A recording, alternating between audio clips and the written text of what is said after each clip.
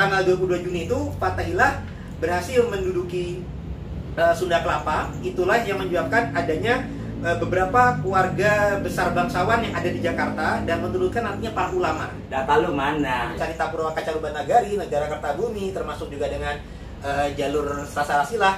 Dan cuman ada pertanyaan besar, sebagian orang Betawi senior itu kok memuliakan Habib Utsman bin Yahya. Betawi nggak begitu terlalu ini sama Habib. Ya. Biasa aja. Kita kita dipanggilnya guru apa Habib? Nggak ada. Kita dulu adanya Soeharto pun dipanggilnya itu Kiai Said. Kalau saya secara pribadi jujur, ketika di Jakarta, saya akan ziarah kepada yang punya Jakarta. Siapa? Pangeran Jakarta. Nah, jadi membicarakan dakwah para aulia, para wali ulama di Jakarta, memang nggak lepas dari wilayah barat yang satu kesatuan. Ada wilayah Karawang, Bogor, Jakarta dengan Banten. Nah, karena perlu diketahui juga di tahun 1567 berdasarkan data naskah Mertasinga, Syarif Hidayatullah Sunan Gunung Jati itu membagi wilayah dari Karawang ke arah barat adalah wilayah daripada Kesultanan Banten. Sedangkan dari Karawang ke arah timur adalah wilayah daripada Kesultanan Cirebon. Nah, jadi dari tahun 1567 daerah Jakarta ya, karena kan juga termasuk baratnya daripada Karawang, adalah wilayah dakwah daripada keluarga Syarif Hidayatullah yang dari jalur Monas dan Banten. Nah, sebelumnya Syekh Kuro itu segenerasi dengan adalah guru daripada neneknya Syarif Hidayatullah. Jadi Sunan Gunung Jati itu memiliki nenek bernama Nyai Subang Larang, merupakan putri santri daripada Syekh Kuro yang dinikahkan dengan Prabu Siliwangi yang ketiga, yaitu Sri Baduga Maharaja. Nah, zaman dulu Jakarta pun atau Sunda Kelapa di masa lalu adalah wilayah daripada Pajajaran. Nah, jadi ketika Prabu Siliwangi menjadi muridnya pula daripada Syekh Kuro, tentu juga mempermudah dakwah Islam itu bisa masuk pula ke daerah Sunda Kelapa. Meskipun untuk Raja Pajajaran sendiri secara agama resmi Pajajaran masih bukan Islam, tapi setidaknya karena rajanya berhasil dinikahkan oleh Syekh Kuro dengan pusantrinya, ini memudahkan dakwah Islam itu bisa mudah diterima di daerah Karawang, daerah Cirebon, daerah Batavia, bukan Batavia, Jakarta atau Sunda Kelapa, dan termasuk juga nantinya ke Banten. Nah, jadi itu ada lintas sejarah dakwah dari situ. Nah, jadi dari Syekh Kuro nanti punya santriwati yang bernama Nyai Subang Larang. Nyai Subang Larang nanti punya anak bernama Rara Santang yang menikah dengan Syed Abdullah, dan berputralah Syarif Hidayatullah Sunan Gunung Jati yang kedua. Nah, nanti dari Syarif Hidayatullah ini punya anak Maulana Hasanuddin Banten dan juga punya menantu Fathahillah atau Fadilah Khan yang menjadi Pangeran Jakarta pertama di tahun 1527 yang biasa kita peringati di tanggal 22 Juni nanti. Nah, itu adalah serangan gabungan melawan Portugis. Nah, karena Portugis itu sempat mau menduduki Sunda Kelapa. Nah, ini perlu kita ketahui, Portugis ini adalah di tahun 1511 berhasil menduduki Malaka. Tahun 1527 mau masuk di Jawa. Nah, ini harus menjadi tantangan bagi para keluarga pendapat di masa itu, termasuk keluarga Wali Songo. Karena kalau dibiarkan saja dikhawatirkan bisa menjadi pintu masuknya penjajahan kolonial di masa itu. Di tanggal 22 Juni itu Fathahillah berhasil menduduki Sunda Kelapa, menggagalkan penjajahan Portugis di Pulau Jawa. Nah, tentunya Fathahillah tidak sendiri. Beliau dibantu dengan pasukan perjuangan dari Demak, dari Banten, dari Cirebon, dari Kuningan, dan lain sebagainya. Itulah yang menyebabkan adanya beberapa keluarga besar bangsawan yang ada di Jakarta dan menurunkan nantinya para ulama. Nah, jadi misalkan ketika dari Pangeran Kuningan, yang Pangeran Kuningan ini adalah keponakan daripada Syarif Hidayatullah Sunan Gunung Jati. Nanti punya keturunan tuh, contoh yang jadi ulama adalah Guru Mukni. Nah, maaf, Kuningan yang dimaksud ini Kuningan Jakarta. Kuningan Jakarta keturunan daripada Kuningan Jawa Barat. Ya. Biar jelas. Jadi nama Kuningan Jakarta itu terbawa oleh Kuningan Jawa Barat. Oleh seorang tokoh bernama Pangeran Kuningan yang merupakan keponakan sekaligus murid daripada Syarif Hidayatullah. Memang ada ada dua versi, ada versi sebagai anak. Tapi kalau versi dalam data resminya Cirebon, yaitu Carita Purwaka Carubanagari Bapak Cirebon, bukan anak tapi sebagai keponakan. Tapi kita menghormati juga kalau ada yang memegang versi sebagai anak. Nah, kita kan ibaratnya ilmu sejarah itu itu versi, tapi setidaknya masih keluarga besar. bermuara kepada induk yang sama. Betul sekali. Artinya ketika ditarik ke atas tetap kakeknya satu orang kan. Betul. Gitu. Baik, kembali lagi kepada yang Guru Mogeni. Iya. Jadi Guru Mogeni adalah ulama besar di Jakarta dan wilayah lokasi daripada keluarga Pangeran Kuningan ini kalau kita lihat di peta zaman sekarang tuh kayak dari daerah Jalan Gatot Subroto yang ke arah selatan. Nah, itu Kuningan wilayah sana, ada gedung Telkom, ada museum itu bagian tanah daripada keluarga Pangeran Kuningan yang dari Jawa Barat yang dari Kuningan Jawa Barat. Ya, pindah ke Kuningan Jakarta. Sedangkan dari Kuningan wilayah dari Jalan Rasuna Said ke arah Menteng, artinya ke arah utaranya, nah itu adalah tanah daripada wilayah keluarga Demak, terutama Pangeran Arya Jipang. Nah, jadi ketika tahun 1527 itu kan sudah masanya Sultan Trenggono Demak. Sultan Trenggono Demak itu memiliki keponakan yang bernama Arya Jipang alias Arya Penangsang. Nah, Arya Penangsang ini menjadi menantu daripada, karena berpoligami ya, menantu Fathahilah sekaligus menantunya Maulana Nasruddin Banten, dan juga masih menantu juga daripada Raja Pajajaran juga. Kalau di Jawa Tengah, beliau juga menantu daripada Sunan Kudus. Nah, jadi ketika beliau sempat berdomisili di Jakarta, cuma nantinya beliau akan pindah kembali ya, karena kan beliau juga sebagai Bupati Jipang.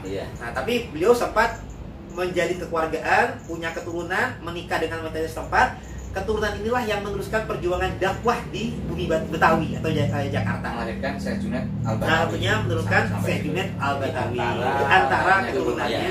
Ya. Jadi kalau melihat dari sisi ini cukup gamblang. Tapi kalau pemirsa pengen lebih gamblang lagi, nanti bisa kontak beliau, suruh isi pengajian khusus sejarah Betawi. Betul. Ini mohon maaf. Dari semua yang panjenengan sampaikan, orang nanya data lu mana? Gitu. Bisa dijelaskan data-data itu panjenengan sumbernya dari mana? Oh baik. Kalau untuk silsilah kaitannya tadi Arya Jipang sebagai keturunan dari Sunan Ampel, itu saya nggak bawa datanya, itu dari data Jogja, serat Sarasilah leluhur Ingkang. Oh, di serat Sarasilah leluhur Ingkang Nurjan, paham? Ya. Kalau untuk masalah kaitannya kepada Sunan Ampel, kepada Sekuro, itu ada di data Carita Purwaka Carubanagari. Kalau lebih lengkap lagi juga ada Negara Kertabumi, ada Pustaka Raja Ibu Nusantara. Kalau naskah aslinya ada di Museum Sri Baduga Bandung. Tapi alhamdulillah kita sudah punya transliterasi dan terjemahnya juga, sehingga kita bisa menganalisa dan bisa menyimpulkan silsilahnya. Kaitan daripada Arya Penangsang sampai dengan Sekuro Kerawang maupun dengan Sunan Ampel. Nah, jadi kan kalau ayahnya daripada Arya Jipang ini kan Raden Sekar Sedolopen. Nah, zaman dulu kan ada poligami nih, karena dapatakan istrinya tidak hanya Sunan Ampel, putri Sunan Ampel, tapi dari data serat Sarasilah leluhur Ingkang Nurjan Jogja terbukti ibundanya daripada Sekar Sedolopen atau neneknya daripada Arya Penangsang terbukti memang adalah putri Sunan Ampel. Nah, jadi kita mengkorroborasi dan mengkolaborasi data. Jadi ada Carita Purwaka Carubanagari, Negara Kertabumi, termasuk juga dengan jalur Sarasilah, dan juga ada data Cirebon juga yang kita tampilkan, Pustaka Asal-Usul Kesultanan Cirebon. Juga perlu diketahui sejarah nanti para pendakwah-pendakwah masuk ke Jakarta, selain di kurun 1527, nantinya juga ada di abad 17 itu tahun 1628-1629, ketika Sultan Agung Mataram ini memerintahkan para pejuang muslim untuk menyerang VOC di Batavia. Nah, jadi Jakarta ini memang rentan dimasuki penjajah. Kalau tahun 1507 Portugis, di tahun 1619 itu VOC Belanda. Nah, di situ ada perjuangan juga, para pejuang-pejuang juga ada yang keturunan Juru Metani, di mana Juru Metani adalah Trasunan Giri. Nah, itu juga nantinya akan ikut mewarnai keturunan-keturunan pendakwah yang ada di bumi Betawi. Artinya memperkuat dari perjuangan yang telah dirintis sebelumnya. Betul. Ketika datangnya Sultan Agung untuk melawan VOC. Jadi walaupun mengalami kegagalan 2 kali serangan itu, tetapi juga meninggalkan jejak-jejak perjuangan Islam. Betul. Kebetulan saya tinggal di satu daerah yang dikait-kaitkan dengan Terak Mataram, Terak Demak, yang katanya terlibat dalam pertempuran dibawa oleh Sultan Agung itu. Nah, kalau Sultan Agung 1628, sebelumnya juga ada perang 1619, di mana disitulah perang ketika VOC Batavia itu berhasil menguasai Jakarta, yang dulunya Jakarta disebut menjadi Batavia. Nah, sehingga yang tadinya benteng Jakarta itu ada di seberangnya Kota Tua, itu tadinya itu di hotel Omni Batavia, itu dulunya adalah reruntuhan bentengnya Jakarta. Nah, untuk benteng Jakarta ada data silsilahnya daripada keluarga Pangeran Adipati Jakarta. Dari data ini adalah data silsilah keturunan Tubagus Angke. Maka bisa diperlihatkan para pemirsa. Ya, ini tulisan Latin. sudah masuk era modern ya, seribu berapa? Ini sudah salinan, tapi di pencatatannya pun sudah masuk tulisan Latin ke sini. Betul. Ya, nanti kok tulisannya Latin gitu kan. Ini membuktikan bahwasanya keluarga Jayakarta, keluarga Betawi itu memiliki adat tertulis pula untuk menjaga pelestarian data baik silsilah maupun sejarah. Kalau sejarah prinsipnya bahwa ini adalah data tertulis yang salin menyalin sampai ke anak turunan sekarang. Betul. Artinya Pangeran Jayakarta adalah tokoh faktual historis yang makamnya juga ada, keturunannya pun juga ada, situsnya juga ada, dan nasabnya juga bukan ke Ba'alawi Musaliman. Nah, ini adalah jalur Pangeran Adipati yang berada di Jayakarta. Jadi perlu kita jelaskan juga di tahun 1527 ketika Fatahillah berhasil memperjuangkan Sunda Kelapa, beliau diangkat menjadi Pangeran Jayakarta yang pertama waktu itu di bawah Cirebon. Nah, kemudian digantikan oleh menantu beliau Tubagus Angke. Nah, cuman di masa-masa Tubagus Angke ini Jayakarta sudah menjadi wilayahnya Banten.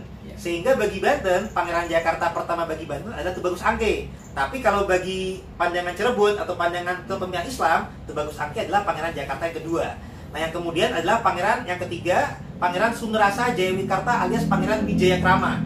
Nah, beliau inilah yang berhasil dikalahkan oleh VOC Belanda di tahun 1619, dan kemudian dengan perjuangan beliau dan keluarganya dan juga pasukan-pasukannya, beliau bergerilya ditarik ke arah Banten, meninggal dan dimakamkan di Katengahan Serang, Banten. Perjuangannya dilanjutkan oleh anak beliau yang bernama Pangeran Ahmad Jaketra, yang kemudian bergerilya di daerah hutan-hutan jati di Jatinegara Kaum, yang daerahnya sekarang sekitaran Pulau Gadung. Nah, jadi ada terus perjuangan yang kemudian berbaur dengan perjuangan Banten, karena Sultan Tayasa di abad 17 juga saling berkerabat. Jadi ibunya Sultan Tayasa adalah putri daripada Pangeran Jakarta ketiga, dan beliau ini adalah keponakan daripada Pangeran Ahmad Jaketra. Jadi saling menjadi kekerabatan dan perjuangan. Dan bahkan Sultan Tayasa merupakan musuh besarnya VOC di abad 17. Dan anaknya beliau, Pangeran Sagiri pun juga pindah ke Jakarta.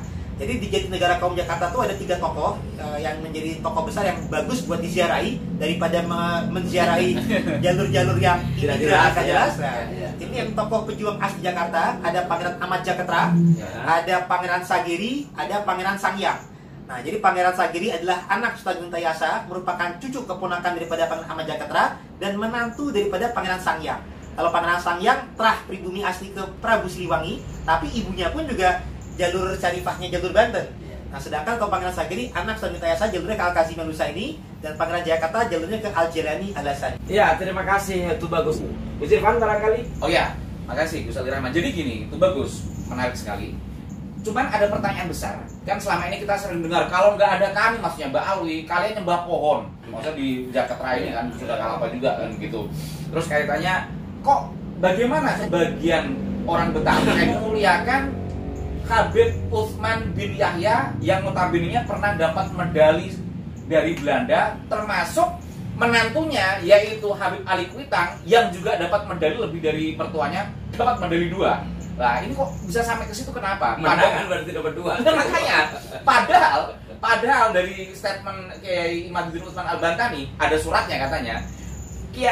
Habib Utsman aja ngemis-ngemis ke Syekh Nawawi, yang Syekh Nawawi ini adalah muridnya dari Syekh Junaid Al-Batawi, itu untuk kitabnya bisa diterbitkan ke Hijaz saja ditolak sama Syekh Nawawi karena nggak mutu.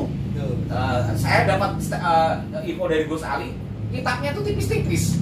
Cuman karena ini kok ujuk-ujuk bisa ada, ini gimana mengklaim menyebarkan Islam di tanah Betawi, gurunya para ulama Betawi, gimana ceritanya ini? Baik, sebenarnya sudah diungkap sendiri ya. Jadi ada 3 faktor. Tadi yang pertama kedekatan dengan penguasa atau penjajah, yang kedua juga punya percetakan, yang ketiga memanfaatkan kebaikan para pribumi Nusantara yang ramah tamah, yang suka berbaik sangka, di mana mengaku sebagai keturunan atau cucu Nabi. Dan wajahnya pun juga masih ngarap. Mereka ada kasta menjadi kelas 2 di dunia Nusantara kita ini, di mana kelas 1-nya adalah dari pemerintah Eropa, mereka kelas 2, dan pribumi dijadikan kelas yang ketiga.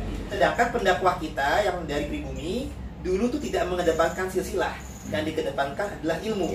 Silsilah itu sekedar untuk menyambung silaturahim saja, tapi terbukti data-data tertulis masih ada di kalangan internal keluarga, tidak dipublikasikan untuk sombong, untuk merendahkan yang lain, minta dihormati oleh yang lain, tidak. Disimpannya buat kepentingan keluarga, sekedar silaturahim sesuai dengan hadis Nabi. ta'lamu min ansabikum atas nabi arhamakum. Jadi untuk menyambung silaturahim saja. Dan saat itu orang Betawi itu ya sangat tajam dan hormat sama para ulama. Betul.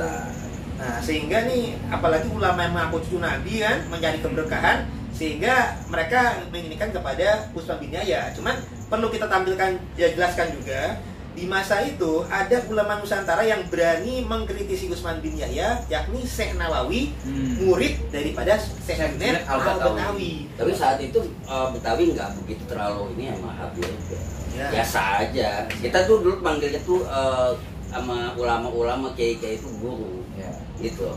Nggak ada kita manggil-manggil habaib. Dari zaman abad-abad 19 itu kita kenalnya ya guru gitu, guru Junaid ya kan, guru Mansur, guru Amin, Ahmad Yuki, guru Amin, termasuk guru Naim Cepete gitu. Kalau Kuitang, Ali Kuitang dipanggilnya guru kebahan. Enggak ada, kita dulu gini, pada saat zaman adanya Soeharto pun dipanggilnya itu Kiai Said. Jadi orang-orang Arab itu dikenalnya Said. Baik, terima kasih semuanya. Ini sangat berharga dan mohon masukannya yang konstruktif para pemirsa. Yang secara prinsip semua sebenarnya sudah ada di buku yang saya bawa ini. Yang pada dasarnya bahwa memang kebaikan kita ini kerap kali dimanfaatkan, dan pada saat itu peta politik ya, ini ada hasil penelitian politik Islam India Belanda, ini buku disertasi doktoral Hakim Suminto. Yang intinya itu tadi kembali apa yang disampaikan oleh Tubagus Muginul Fadil. Maka dari ini tumbuhkan kesadaran kita tiada untuk membenci, Gutirvan, ya, bahwa ya semua menjadi keluarga bangsa, tetapi kita proporsional di dalam nilai. Kalau saya secara pribadi jujur, ketika di Jakarta, saya akan ziarah kepada yang punya Jakarta. Siapa? Pangeran Jakarta. Kalau saya begitu dari awal, karena pesan kiai saya seperti itu. One Back puas ya. Jadi diskusi ini kenapa terjadi? Awalnya memang keluh kesah saya dengan One Back. Gimana One Back? Ada closing statement? Kalau saya kan tahunnya Habib itu kan ya pada era-era sekarang aja, terutama pada saat reformasi ya kan. Tahun 2000-an lah lebih masifnya itu ada majlis-majlis para habaib itu kan. Mulai ada konvoy-konvoy gitu. Jadi yang apa yang disampaikan beliau ini sudah saya wawancarai tahun 2000. Tuh, ya. Dulu itu nggak ada terlalu berlebihan. Nggak ada, biasa jadi aja. Menjadi sesuatu itu memang dipoles belakangan. Ini versi dan biasanya dulu kalau untuk kalangan Ba'alawi itu dia tukang baca ini rawi. Iya, langganannya dia baca karena suaranya yang bagus gitu. Baik, terima kasih. Mudah-mudahan nanti kita bisa lanjut lebih lugas lagi. Dan para pemirsa sekalian, demikianlah dari kami terkait dengan sejarah. Kurang dan lebihnya mohon diberikan masukan. Sampai jumpa. Wassalamualaikum warahmatullahi wabarakatuh. Waalaikumsalam warahmatullahi wabarakatuh.